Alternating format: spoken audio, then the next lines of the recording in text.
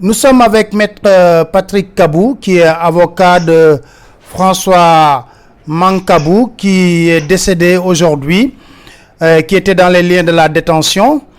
Tout d'abord, Maître, la première question est de savoir, vous avez rencontré votre client lors de votre séjour ici à Dakar.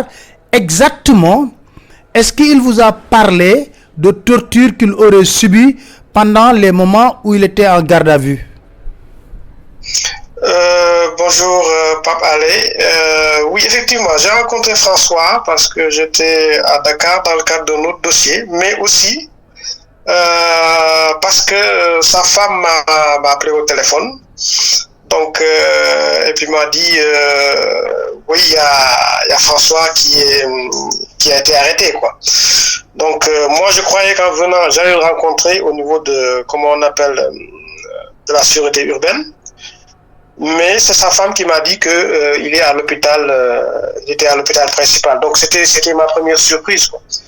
Alors quand je suis venu à l'hôpital, j'ai trouvé un policier. Alors qui m'a dit que je ne pouvais pas le voir. Alors j'ai demandé pourquoi. Alors le policier m'a dit d'attendre qu'il allait appeler sa hiérarchie. Donc 5 minutes après, il appelle sa hiérarchie, et puis sa hiérarchie qui me dit que François est en régime de garde à vue. Alors, en calculant, je me suis dit qu'il est arrêté depuis le 17. La nouvelle loi antiterroriste, 96 heures, renouvelable une fois. Donc j'ai dit au policier, au fait, dans la vie, il faut être sérieux, quoi. Hein? Monsieur ne peut pas être en garde à vue. Je lui ai expliqué, je lui ai dit de dire à son commissaire, peut-être que le droit l'échappe. Mais en ce moment, il ne peut pas être en garde à vue. Alors j'ai dit au policier, soit il est sous surveillance policière, mais de ne pas dire qu'il est en garde à vue parce que ça serait une grosse bêtise. Parce que si on enclenche une action, il risque d'être mal barré. Alors c'est là où rapidement je vois, il me dit oui je te passe, alors, il m'a passé un certain adjudant Biaye. Après bon, au téléphone l'adjudant me dit oui il faut venir ici comme ça on va discuter. Je lui ai dit mais non, moi je fais du pénal, vous avez enclenché quelque chose et vous savez que vous êtes vous êtes dos contre le mur en ce moment. Alors, si je viens, c'est que je valide votre procédure. Alors que vous n'avez jamais appelé un avocat quand François était en détention. Donc, je vous laisse suivre dans cette folie, quoi.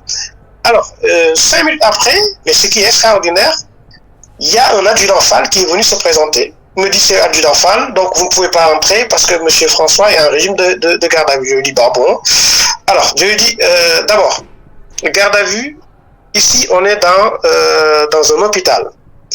Pour m'empêcher de voir François, il faut que le médecin me le dise, le médecin responsable du service de réanimation.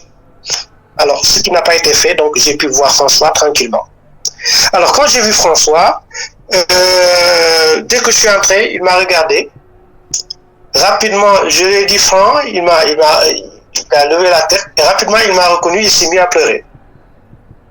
La première des choses, alors, il me faisait un signe avec le doigt. Moi, je n'avais pas compris, mais il me montrait ses pieds. Dès que je suis entré, quand il a pleuré un peu, il a commencé à m'en montrer parce qu'il avait les mains, mais les pieds ne bougeaient pas. Alors, il me montrait ses pieds. Alors, je n'avais pas compris. Je me suis dit, mais qu'est-ce qu'il y a au niveau des pieds? Alors, il y avait une personne à côté. Je lui ai dit, au fait, qu'est-ce qu'il y a au niveau des pieds? La personne a juste souri. Alors, il m'a dit qu'il veut vous dire quelque chose, mais je crois que ses pieds ne fonctionnent plus, quoi. Alors là, je me suis dit, mais c'est assez grave. Donc, si les pieds ne fonctionnent plus, un garde du corps, ses pieds ne fonctionnent plus, moi, j'ai pensé rapidement à comment il allait travailler après, quoi.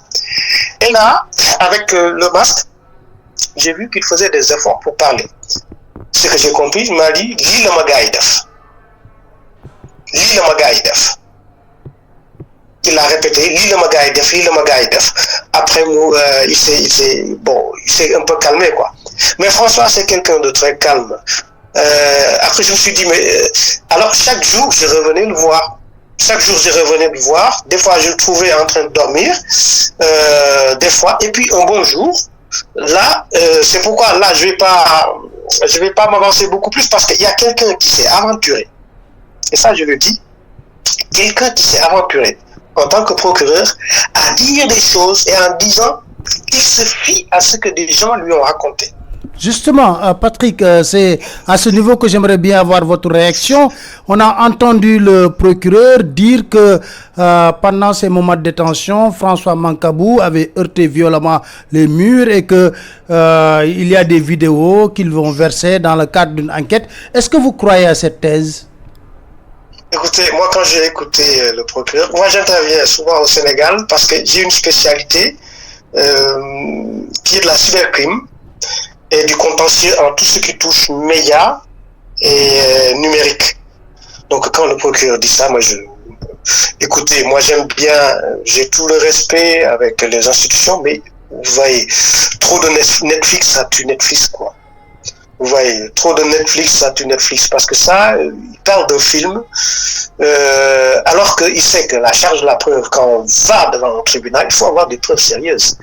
Ce qu'il dit là, c'est facile à contester, et puis nous, c'est très facile de voir que soit c'est monté ou autre chose. Hein. Donc, je préviens juste l'autre partie, parce que j'aimerais bien qu'on arrive à un procès. Donc, c'est juste par effet d'anticipation de lui dire que ça ne tient pas debout. Donc, de chercher autre chose par amitié et dans la profession, parce que nous sommes tous des acteurs de la justice. Je le dis en toute sincérité, qu'il cherche autre chose avant le procès, parce que ça ne tient pas debout, quoi. Il faut un peu de sérieux dans certaines choses, surtout qu'on parle de perte de vies humaines. François garde du corps. Donc François n'est jamais tranquille. Comment il faisait pour garder Cheikh Tidiane Gadio? Il était excité à chaque fois. Donc il y a une cohérence qu'il faut avoir dans la vie. Hein?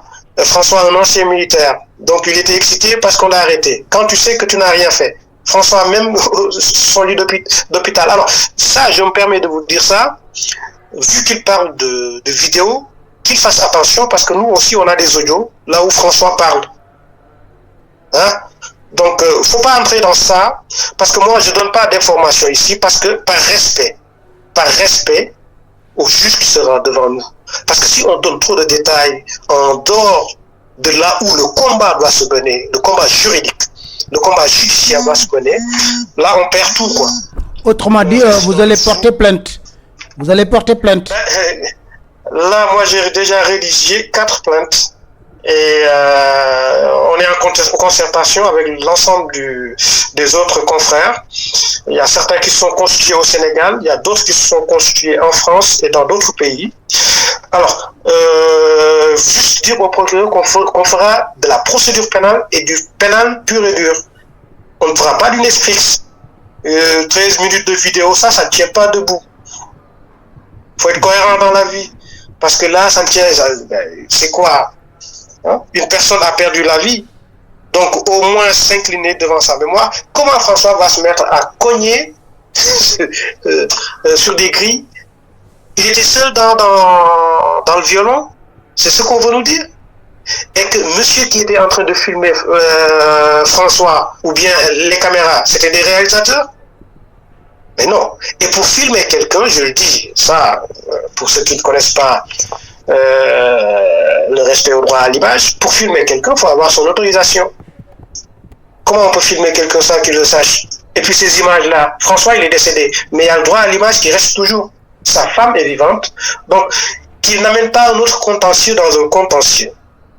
Ça, c'est juste ce que je demande je ne dirais pas à la partie adverse, parce que le procureur doit être le défenseur de la République, mais pas le défenseur des forces de l'ordre, juste. Parce que là, il devrait être à équidistance et demander que ces enquêtes soient beaucoup plus approfondies. Et pour que ça soit beaucoup plus approfondi, il y a une procédure appropriée. Donc je me limite à ça, parce que vous savez, je regarde pas trop les films. Si certains regardent, écoutez, ils sont libres de faire ça, quoi. Maître, je vous remercie. Merci. Merci à vous.